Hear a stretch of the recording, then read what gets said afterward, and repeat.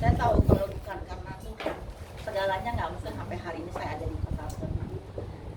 Waktu saya itu ceritanya mungkin ada yang sebagian belum dengar. Waktu saya 8 bulan dalam kandungan mama saya, papa saya tabrakan. Waktu dia tabrakan itu 11 hari nggak sadarkan diri.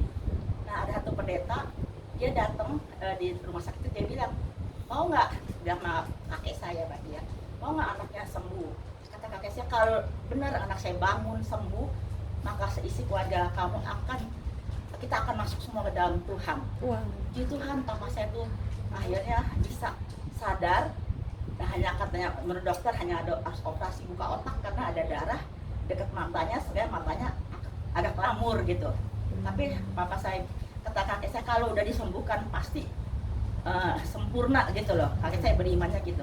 Jadi akhirnya nggak jadi dioperasi otaknya, didoakan lagi benar sembuh total. Nah sejak itu satu keluarga kita semua masuk dalam Tuhan. Jadi saya sejak lahir tuh udah dalam Tuhan. Haleluya. Tapi puji Tuhannya apa ya?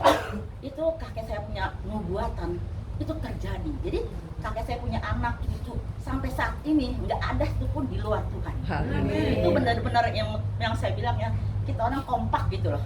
Siapa aja mau menikah, kayak saya mau menikah, suami saya belum Kristen. Kata papa saya bilang, kalau kamu Kristen mau ikut Tuhan, mungkin saat ini belum, tapi kalau kamu bersedia mau ikut Tuhan, ada kemauan aja, pasti boleh menikah sama anak saya. Jadi waktu saya menikah itu suami saya belum Kristen, dia masih Buddha. Jadi kita akhirnya pemberkatan di rumah, ya nggak di gereja. Saya mendengar nggak di gereja diberkati, tapi di rumah. Nah akhirnya begitu saya melahirkan anak saya yang pertama, suami saya tuh berubah total. Dia bilang dia mau dibaptis. Jadi persis Natal itu anak saya lahirkan Desember 7. Nah suami saya itu percaya Tuhan. Dan kita lihat ya bagaimana Tuhan bekerja. Jadi tidak ada satupun dalam keluarga kami itu yang nggak ada ikut Tuhan. Nah itu jadi kesaksian bagi kita semua bahwa benar-benar ikut Tuhan itu sungguh dahsyat ya.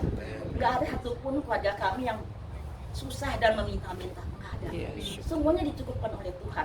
Maka itu yang saya bilang, ikut Tuhan tuh ya nggak usah takut.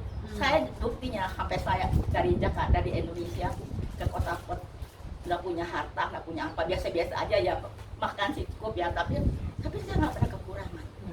Ya sampai saat ini saya selalu berlimpah, bukan hanya uang, tapi sukacita, damai, sejahtera. Nggak pernah kelihatan orang susah. Kenapa? Saya tahu Tuhan pasti pelihara. Itu yang saya saksikan.